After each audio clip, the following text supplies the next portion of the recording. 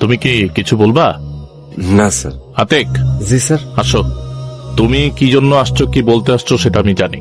আমি অধিদপ্তরে গিয়েছিলাম অন্য একটা কাজে, কিন্তু তোমার প্রমোশনের ব্যাপারেও আমি কথা বলে আসছি।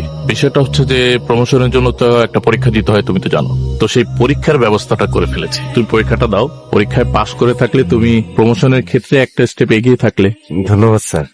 স্যার আগে আমি আগুনে যাই। শহরের আত্মহী বস্তিতে ভয়াবহ অগ্নিকাণ্ড ঘটেছে। খবর পাওয়ার সাথে সাথে ফায়ার সার্ভিসের কর্মীরা ঘটনাস্থলে উপস্থিত হয়। পুরো এলাকা ধোঁয়ায় আচ্ছন্ন হয়ে আছে। ফায়ার সার্ভিসের 10টি ইউনিট আগুন নিয়ন্ত্রণে কাজ করে যাচ্ছে। কিরে, বস্তিতে আগুন লাগছে? যে আগুন লাগছে আতিক রেখে গেছে রে। কতবার বলছি চাকরিটা ছাড়া কোনো কথাও শুনে না, ফোন অত ঢুকে না। 10 জন মরে গেছে, সাথে 3 জন ফায়ার ফাইটার মারা গেছে। আল্লাহ, এ তো কেয়ামত হয়ে গেছে। আল্লাহ খোদা, এটা কোনো কথা?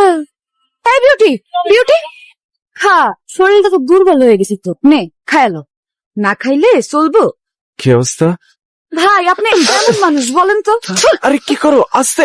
আরে শান্ত হও। আরে জীবিত তো আসছেন না, মইরা গেছে, কোনো হুদিসই নাই আপনার। শান্ত হও। এখন লন সামলান। রাগ করতেছো কেন? আরে শোনো, আমার রাগ করে না। শান্ত হও, রাগটা কমাও। রাবের সামনে সাক্ষী। তুই মরতে যা। কানে ধরছি। আচ্ছা উদ্বাস করুন। করেন, দেরি না কইরা করেন করেন। এই না করছি, এবার হইছে? আতিক ভাই, ওর শরীরটা কিন্তু মেলা খারাপ, একবার ডাক্তার দেখায়েন। কি হয়েছে ওর? মাথা ঘুরায় পড়ে গেছিল। আরে কি হয়েছে? আসো বাসায় যাই। বেশি খারাপ লাগতেছে? বললাম ডাক্তার কাছে যাওয়া লাগবে না। কি এমন একটা শরীর খারাপ হচ্ছে? শরীর খারাপ মানে? মাথা ঘুরে পড়ে গেছিল, তোমার মনে নাই? কি হয়েছে না হয়েছে কে জানে? চুপ থাকো। ধমকাইতেছো কেন? এই মা, আসতে যাও। আমার বউ তো এখন একা। নতুন মানুষ আইতেছে না, নতুন মানুষের কথা কবি না। সবাই মিষ্টি খাওয়াইতে, সবাই জানাইতে। কত বড় খুশি খবর না? কদিন পরে জানাও। নতুন মানুষ আইতেছে, আমি সবাই জানাবো। ঘুমাও না তুমি? ঘুমাইতেছে না? তুমি ঘুমাও নাই কেন? তোমার না শরীর খারাপ? যাও শুয়ে আমার পড়ো। ফুচকা খাইতে ইচ্ছে করতেছে। এত রাতে ফুচকা? খাইতে আমার সাথে কি করবো?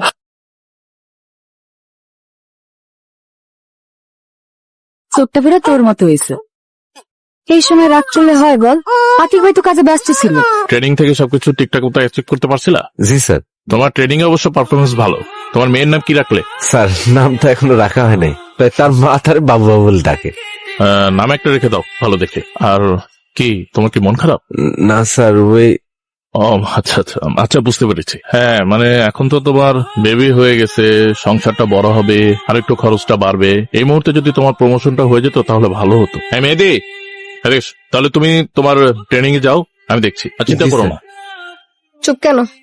বাচ্চাটা কান্দতে কান্দতে খিদায় মরতেছে, কিন্তু আমার কাছে না ওর খাবার আছে না তোমার কাছে।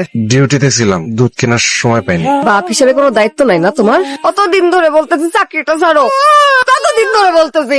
আমি একা একা সারাদিন বাসার কাজ করি আর বাচ্চাও সামলাই। একটু কাঁদতেছে দেখে তোমার ঘুম ভেঙে গেছে, তুমি আমি বিরক্ত হয়ে চিল্লাইতেছো। কোনো খবর নাই তোমার, তুমি তো যাও আগুন নিভাইতে, আর আমরা তো ঘরের মধ্যে আতঙ্কে থাকি। দিন নাই রাত নাই, সারাক্ষণ ডিউটিতে থাকো। খবর কিভাবে রাখবা আমাগো? মানুষের জান বাঁচাও, নিজের বাচ্চার জান বাঁচাও আগে। আমি আর পারতেছি না।